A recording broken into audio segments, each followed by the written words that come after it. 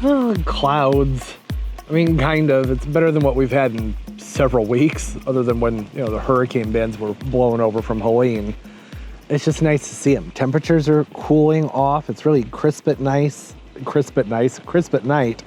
and mild during the day. It's reminding me of the Pacific Northwest. I'm getting Seattle weather. And when we had this kind of weather, it basically reminds me of my childhood. I spent a lot of time in Seattle growing up, and especially during the summer, you'd go outside and it was nice and crisp and it would warm up, but it wasn't too terribly warm.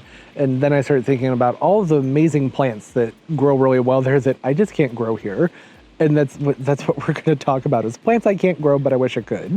Is that dumb? I don't know, but I just feel like talking about plants. Hey, what's up, garden friends? Jeff here. How's everybody doing? Hope you're doing well. I'm great. Just trying to take it all in before it's all gone. Won't be long. It's probably all gone by the time this video comes out.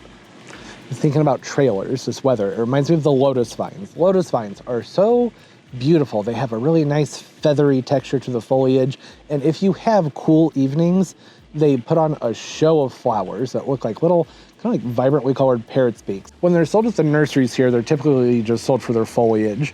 Not likely to get them to flower because we just don't have enough of a season for them where we have temperatures and conditions like this. They need those cool evenings to do their thing and look beautiful. I would love to have lotus vines out here. Hummingbirds love them. They have a great texture to them, and the flowers are just so unique and exotic looking. But never had luck with them. I plant them every year, and then we have a period where it's, you know, in 100 degrees and bone dry during the summer, and then they just fry and die. But I'll keep trying because I love them so much. Another one, Ganneras, same thing. It's just too hot here, but Ganneras are awesome plants. Huge foliage. They like a really moist soil.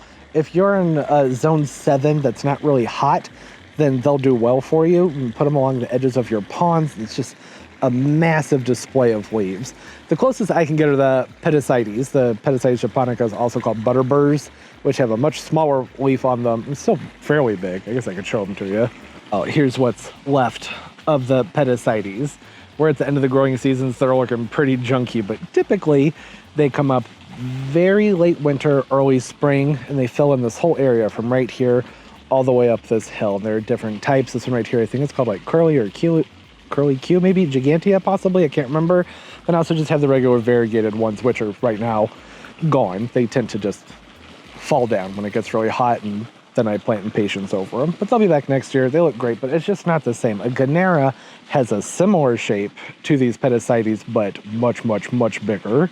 Really big, impressive plants. I really wish I could grow them.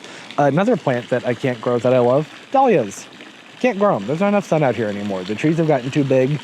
I can get them going and get them up to about 2 or 3 feet tall. And then mid to late summer hits and they just end up with mold and white fly and look terrible because of all the shade. I suppose maybe I could try them in containers over here someday, but I don't really want to. I just don't think they look their best in containers. Not the big tall types that you grow for cutting.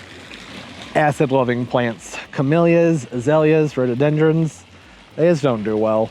They tend to look okay for a few years, but after that, you really have to stay on top of them with the aluminum sulfate and acidifier. You have to make sure to do it, and I tend to forget that happens. It's not a hard thing to remember to do. It's just part of spring maintenance is to just amend the soil, but, you know, I always forget.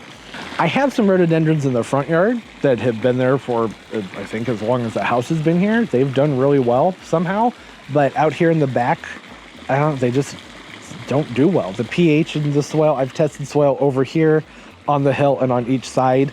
It ranges from about 6.8 to 7.2, so there's some acidity, but I think it's just not quite enough, especially since the water, well, it's not hard. It's usually around 7.2, 7.4, so that doesn't help.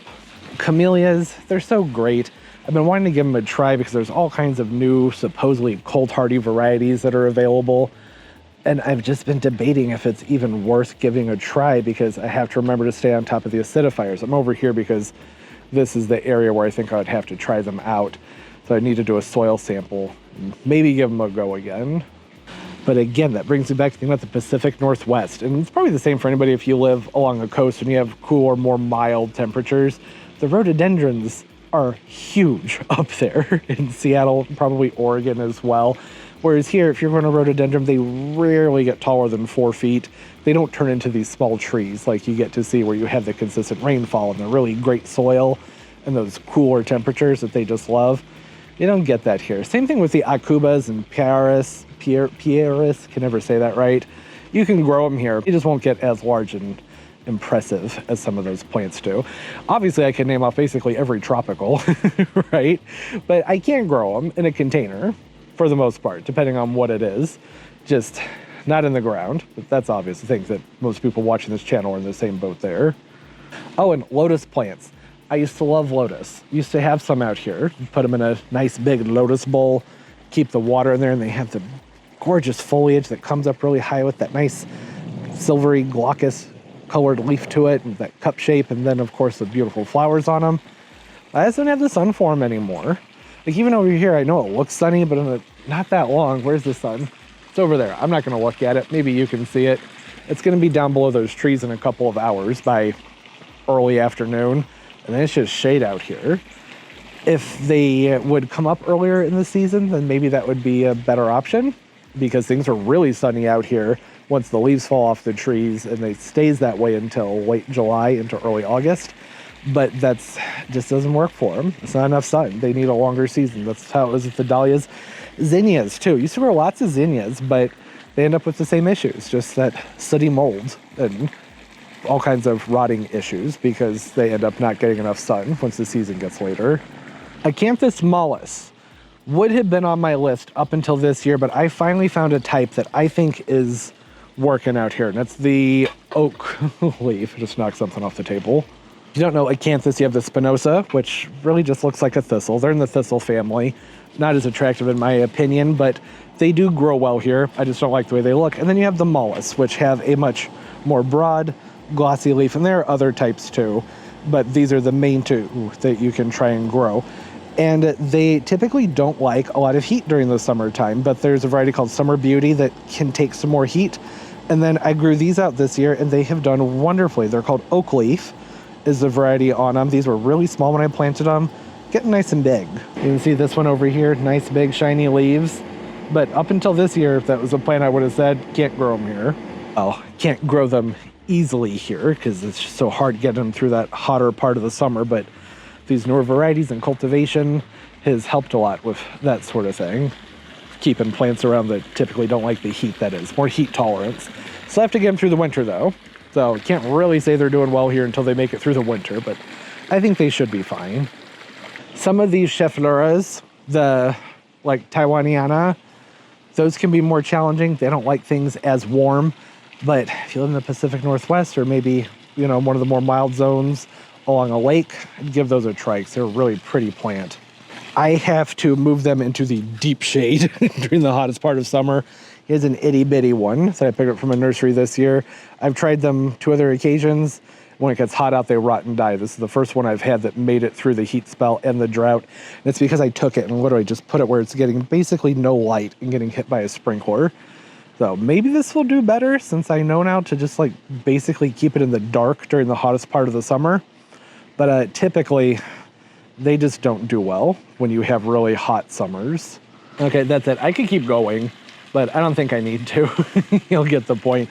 What are some things that you want to plant in your garden that you know just don't do well where you live? Generally, that's going to be a heat or cold issue, right? Or lighting. And I know some of y'all in like SoCal and the Southwest in general, there's a lot of stuff you'd like to grow, but it's just too dang dry. You don't have the humidity for like colocasias and things like that. It was nice. It was fun to just ramble about plants. Good way to end my afternoon. Hope everybody's doing well, having a great day, great life, and everything's just going absolutely beautifully for you. And of course, as always, and most importantly, everybody, keep on growing. Bye-bye.